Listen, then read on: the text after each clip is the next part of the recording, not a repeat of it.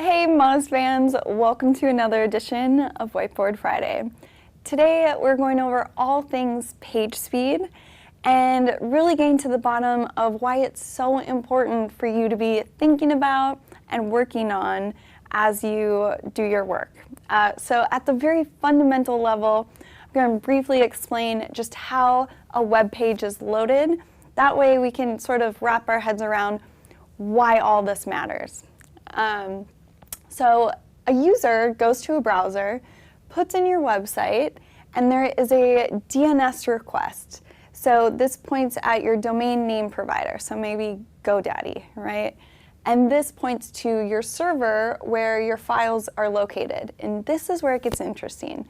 So the DOM starts to load all of your, your HTML, your CSS, your JavaScript. But very rarely does this one pull all of the needed scripts or needed code to render or load a web page.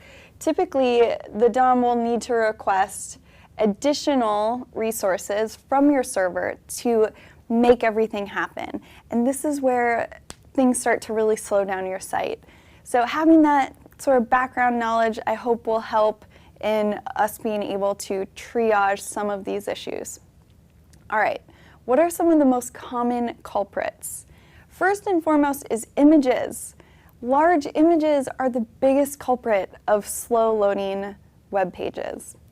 Hosting can cause issues, plugins, apps, widgets, basically any third-party script as well can slow down load time. Your theme and any large files beyond that can really slow things down as well. Redirects, right? The number of hops needed to get to a web page will slow things down. And then JavaScript, which we'll get into in a second. But all these things can be a culprit. So we're going to go over some resources, some of the metrics and what they mean, and then what are some of the ways that you can improve your page speed today, right?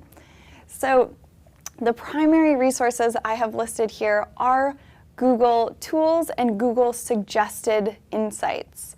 And I think what's really interesting about these is we get to see what their concerns are as far as page speed goes and really start to see the shift towards the user, right? So we should be thinking about that anyway, but first and foremost, how is this affecting people that come to your site? And then secondly, how can we also get the dual benefit of Google perceiving it as higher quality, right? So we know that Google suggests a website to load anywhere between 2 to 3 seconds. Faster the better, obviously, but that's sort of where the range is.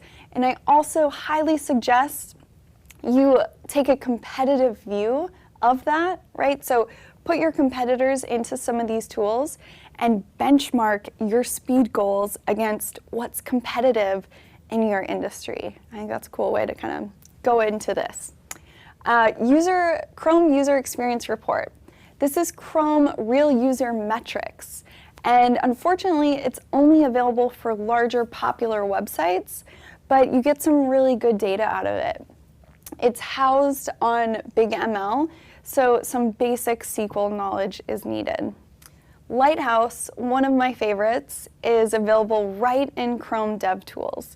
So if you're on a web page and you click Inspect Element, and you open up Chrome DevTools, to the far right tab where it says Audits, you can run a Lighthouse report right in your browser.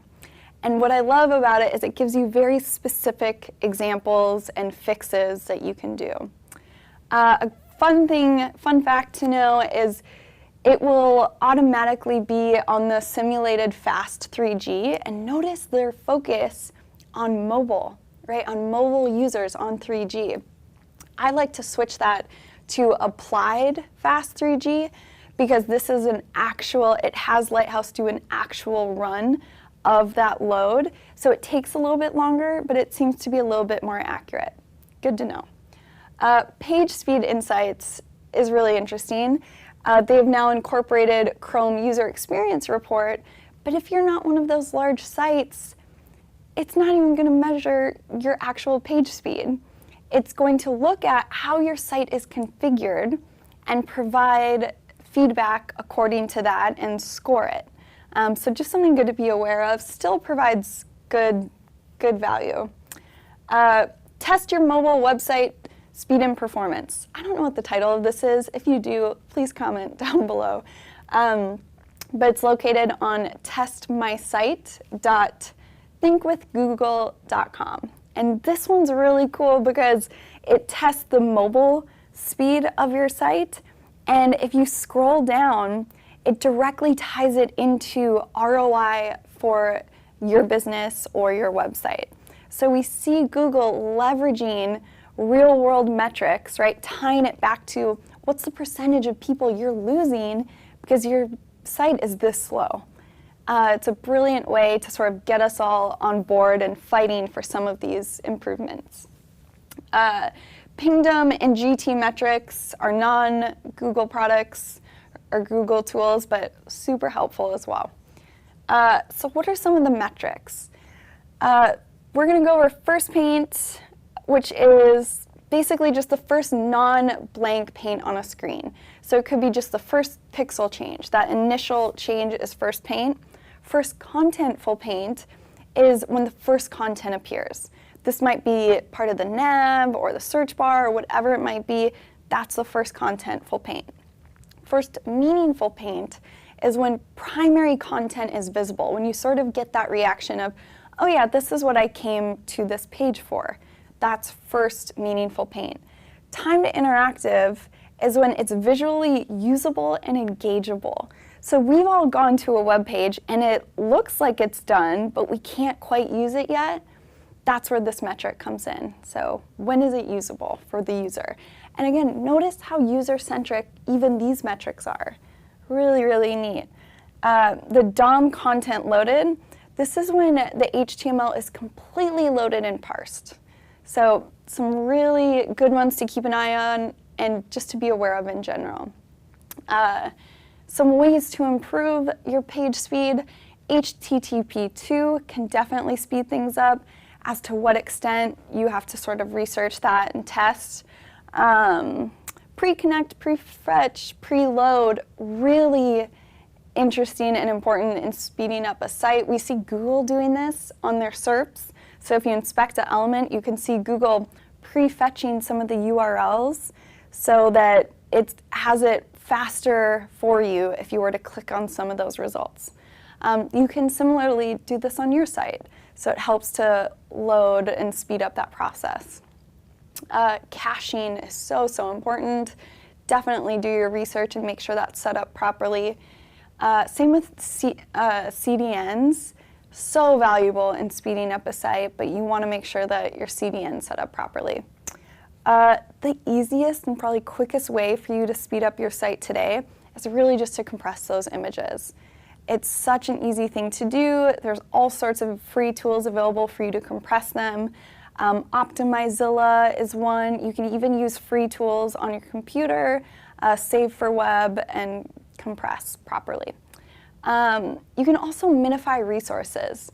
So it's really good to be aware of what minification, bundling, and compression does, so you can have some of these more technical conversations with developers or with anyone else working on the site. So this is sort of a high-level overview of page speed. There's a ton more to cover, but I would love to hear your input and your questions and comments down below in the comment section. And I really appreciate you checking out this edition of Whiteboard Friday, and I will see you all again soon. Thanks so much. See ya.